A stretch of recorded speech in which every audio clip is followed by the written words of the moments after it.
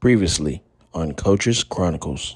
I'm just breaking down the football terms, right? You have the O-line, D-line on one side of the field. You have the receivers and DBs on one side of the field. You got the linebackers over here. You got the quarterbacks. You may have a fullback in your situation, depending on the personnel that it is that you may run, whatever that might be.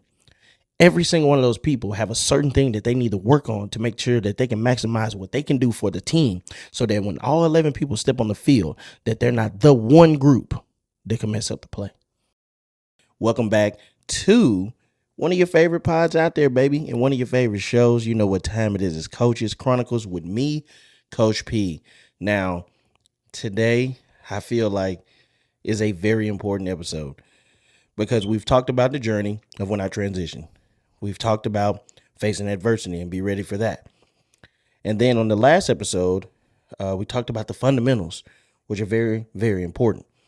And now we're walking into building a very, very high-performing group through teamwork. Now, before we get started, if you haven't seen any of the other episodes, they are out there, all right, episode 1, 2, and 3, and this is episode 4 of the Coaches Chronicles podcast with myself. So please go ahead and check those out so that you'll always be ready for the next topic. I kind of try to piggyback off the last thing I talked about to make myself to the new thing that I'm talking about. All right, so let me not get on that too much today, right? Here's what we're talking about first. Building a bond, right? We're talking about building a bond. Now, when it comes to building a bond, all right, you have your team. And the one thing that you need to know about your team is you need to make sure that those people are together, right? You need to understand that they are with each other, that they are friends, that they are teammates, right? And the thing about being teammates as friends, there's a difference. There's a difference between being a teammate and a friend. Now, when you are a teammate, right, you understand that I got your back. What you fall short at, I will always be there to pick it up. Nobody will be able to expose you. That is the understanding of being a teammate. I'm here to do a specific job to make sure that we all reach the one goal, the end goal, right? But being teammates is one thing, but being friends is a whole nother thing. When you are a friend with somebody that is your teammate, it heightens everything that you and that teammate do. Like, you know them, you know what they're feeling, you know how they feel in certain moments, and you understand what can take place when they get in a certain position. So being a teammate and a friend, which is, like I said, is a different, because everybody that are teammate ain't friends, and they're all friends ain't teammates. So that's just the way it is. And it's just that whenever you are both, and we're talking about teamwork and building a chemistry, it just makes things a lot better. But always understand that when you are creating your team or when you are forming this championship group, everybody in this room ain't friends. And some people aren't great teammates. So you have to figure out how to build that bond within them. What is going to make them a stronger teammate? What is going to make them believe in this person a little bit more when we get into a tight situation? Even though you're not my friend, I just know I can trust you. That's the beauty of a locker room, right?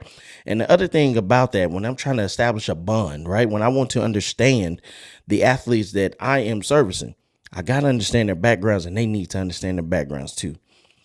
It's very, very important to be vulnerable in sometimes, and I'm not saying all the time, but for you guys to understand each other.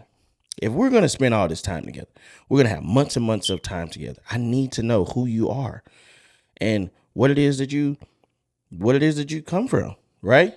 It helps whenever I may want to get mad in a certain situation, or my frustration may heighten. I may understand why you can't undo something right now. There may be a certain tutelage or a certain teaching that you don't have and that is not accessible to you, right? You gotta read the room, as they would say. You gotta understand what you service. I can't come out there, right, and I have kids from underprivileged environments and expect them to be able to do the things that I've taught with kids from privileged environments. That's the beauty of doing this work. I've seen kids at all levels, and I know the differences difference in them. Some of it is heavily resourced and they don't have the same thing. So they're not going to respond the same ways. And it's very important too for the kids too. Like when you guys are on teams, now I'm talking about older kids. I ain't talking to younger ones. I'm talking about older kids. When you guys are on teams, it's very important for y'all to understand each other, understand each other's backgrounds, understand each other's teachers, understand each other's thought processes and where they come from, what they've not used to, what they are used to. It just makes the cohesiveness of the unit so much better. So the top two things about building a bond, understanding that teammates and friends are not always the same. And then also that everybody's background plays a part in what it is that we're reaching for, right? The second thing that I want to touch on, which is probably the most primary thing that I should have touched on first, but I'm going to touch on it second, right? Because I understand establishing a bond, right? We have to like each other a little bit. And now that we like each other a little bit, we got to understand who we are as a team. Now, having the identity talk is so important. You guys got to know what you are as a team. You got to know where you're trying to go as a team. You got to understand what the goal is as a team. And when you have the identity talk, we got to understand like what it is we do, right? So if we looking around the room and we check the personnel, right? Let's say basketball. I came from a school where we weren't very tall, but we were very fast, quick, and athletic in high school, right? And the one thing we did, we pressed the living life out of you. We're gonna do that until the buzzer go off. We don't care because coach understood what he had. We are all short, small, fast, and quick. So we're gonna pressure you. And we loved it and we enjoyed it because we were scrapping, we were short, and we like to get gritty. And most of us were football players. So it was right up our alley. It was easy, right? Understanding what we are and understanding who is the hooper. We knew who the hoopers were. We knew our role.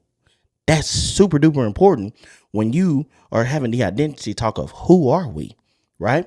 We know which one is our basketball player. We know we are football players and we can hoop a little bit too, but we got to roll. And that just makes that a little bit easier. And when you know who you are, you know your strengths.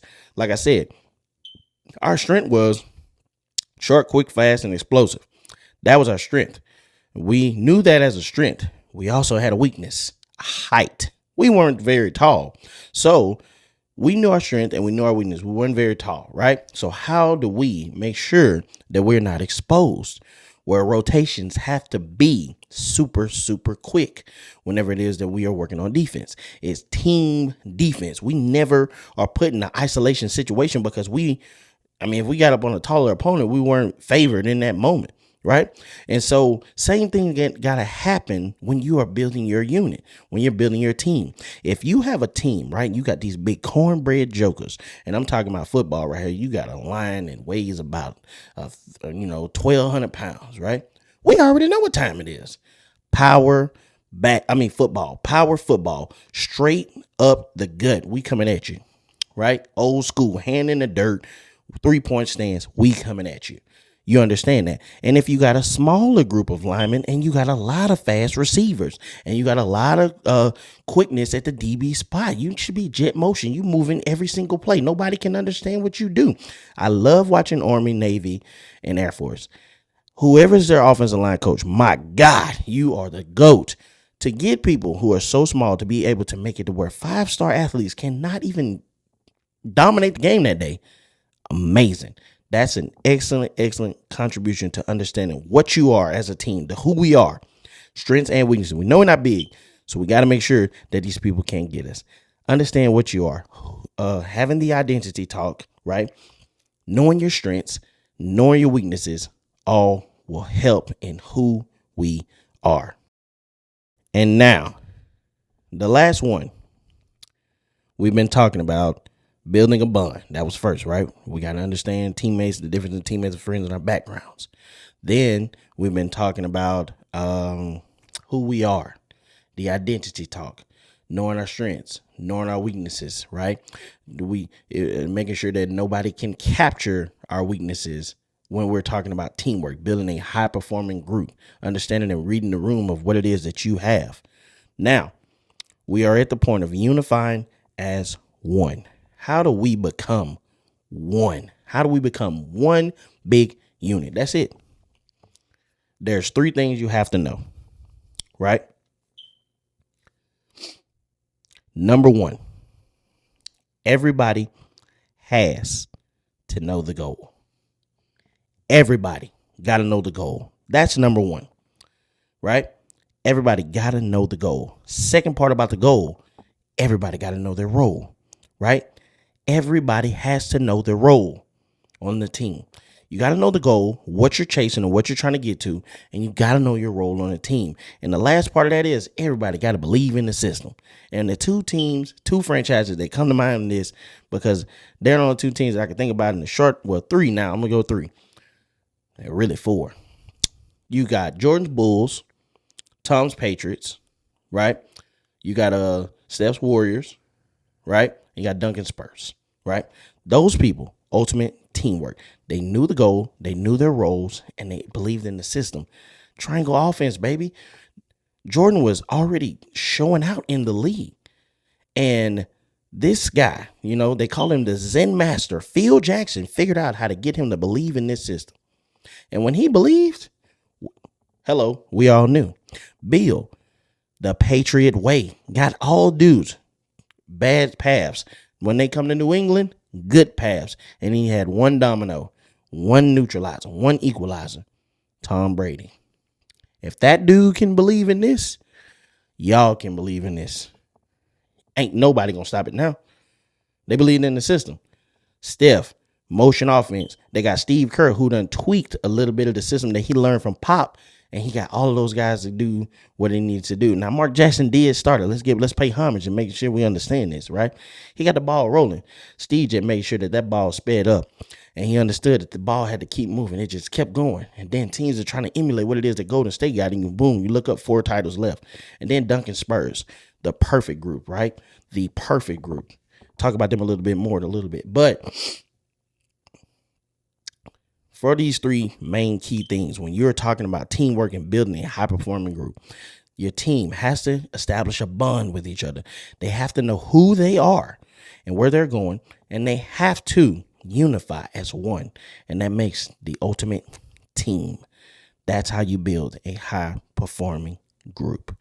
Now, for my next segment, my favorite segment I love to talk about, I gave you a little bit of a spoiler because I said their names a little bit, but my historical highlight today goes to the Duncan, Parker, Ginobili, and Popovich Spurs. Now, this group here, right, started from the time that they drafted Tim Duncan up until the time to where he left, and I think Ginobili was last.